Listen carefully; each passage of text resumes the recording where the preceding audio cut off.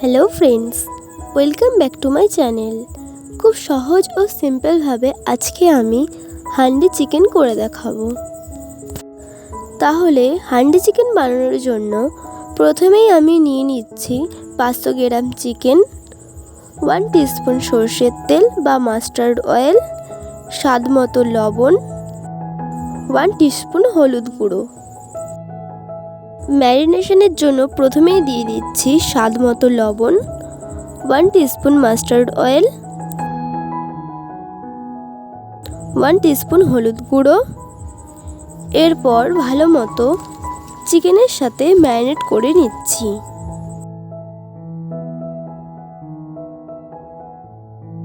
দেখতেই পাচ্ছ আমার চিকেনটাকে ম্যারিনেট করা হয়ে গেছে। এরপর 15 থেকে 20 মিনিটের মতো রেস্টে রেখে দিচ্ছি। অন্যদিকে হান্ডি চিকেনের মশলা তৈরি করার জন্য নিয়ে নিচ্ছি 1-2 তেজপাতা, 1 টিস্পুন রসুন, হাফ করে কেটে রাখা আদা,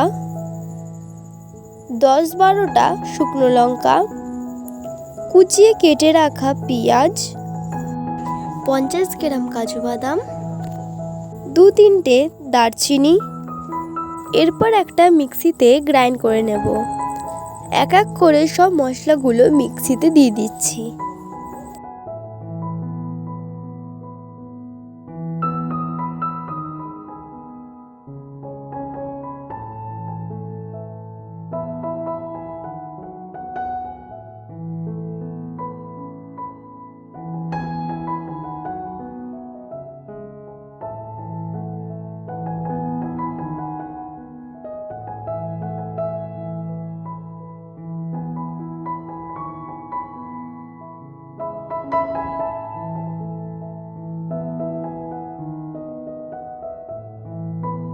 মশলাটা গ্রাইন্ড করা হয়ে গিয়েছে। তারপর একটা প্যানের মধ্যে তেল গরম করে নিচ্ছি। তার মধ্যে দিয়ে দিচ্ছি কুচিয়ে রাখা পেঁয়াজ। পেঁয়াজটা হালকা করে ভেজে নিচ্ছি। পেঁয়াজটা ভাজা হয়ে গেলে পেঁয়াজটাকে নামিয়ে নিচ্ছি। এরপর গ্যাস জ্বালিয়ে একটা মাটির হাঁড়ি নিয়ে ওটাকে তেল মাখিয়ে চাপিয়ে দিচ্ছি। আর হ্যাঁ, এখানে একটা ছোট টিপস রইল। মাটির হাঁড়ি যেহেতু পাতলা হয়, তাই হাঁড়িটাকে ঠান্ডা জলে 7 থেকে 8 ঘন্টা মতন ভিজিয়ে রাখতে হবে, নইলে হাঁড়ি গরম পেলে ফেটে যেতে পারে। তেলটা গরম করা হয়ে গেছে। এর মধ্যে দিয়ে দিচ্ছি আগে থেকে ভেজে রাখা পেঁয়াজ। তারপর দিয়ে দিচ্ছি আগে থেকে যে মশলাটা পেস্ট করেছিলাম, ওই মশলার পেস্টটা দিয়ে দিচ্ছি। তারপর মশলাটাকে একটু হালকা নাড়াচাড়া করে নিচ্ছি। তার মধ্যে দিয়ে দিচ্ছি 1 টিস্পুন হলুদ গুঁড়ো, স্বাদ মতো লবণ। মশলাটা হালকা কষে আসলে ওর মধ্যে দিয়ে দিচ্ছি চিকেন।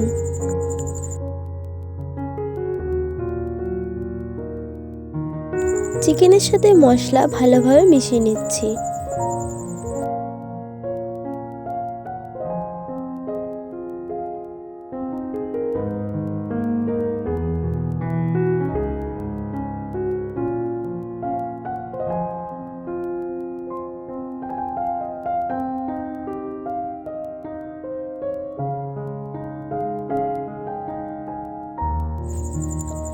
চিকেন সিদ্ধ হওয়ার জন্য ওর মধ্যে দিয়ে দিচ্ছি সামান্য পরিমাণ জল।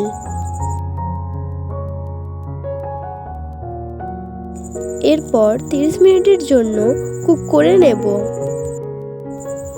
30 মিনিট পর ফিরে এলাম। তোমরা দেখতেই পাচ্ছ কতটা ভালোভাবে কুক করা হয়েছে। সো আজকের রান্না কমপ্লিট। তোমরা হান্ডি চিকেন যে কোনো কিছুর সাথেই খেতে পারো, রুটি বা ভাত সব কিছুর সাথেই দুর্দান্ত লাগবে। আমি তোমাদের প্রথমে গরম গরম নরম নরম রুটির সাথে সার্ভ করে দেখাচ্ছি।